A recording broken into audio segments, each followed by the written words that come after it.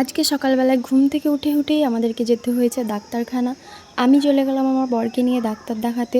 তো দেখতে পাচ্ছ আমরা ডাক্তারখানা যাওয়ার জন্য বেরিয়ে পড়লাম। এদিকে আমার বরের অনেক পেটে ব্যথা, তাও ও স্কুটি চালাচ্ছে। আমি বললাম আমাকে দাও, কিন্তু সে দিল না। আর এদিকে এত ব্যথা করছে যে একবার করে পেটে হাত দিচ্ছে আর একবার করে গাড়ি চালাচ্ছে, মানে ব্যথাতে থাকতে পারছে না, সেজন্য অনেক স্পিডে গাড়ি চালিয়েছে, সেজন্য আমাকে দেয়নি। আর ওর পেটে না মানে কিডনিতে স্টোন আছে, সেই জন্য অনেক মানে ব্যথা। আর এই কিডনি স্টোনে যাদের ব্যথা করে তারাই জানে, মানে অনেক ব্যথা করে। তো আমরা চলে এলাম ডাক্তারখানা। তারপর ব্যথা কমানোর জন্য তাকে দুই হাতে ইঞ্জেকশন দেওয়া হলো। আর আমরা ডাক্তার দেখাতে পারিনি, তার কারণ হচ্ছে ডাক্তার ছিল না। একটা ডাক্তার ছিল কিন্তু জেনারেল ফিজিশিয়ান, সেজন্য দেখায়নি। একটা ভালো ডাক্তার বহরমপুর থেকে আসবে বিকেলে, সেজন্য আমরা আবার যাব বিকেলবেলা।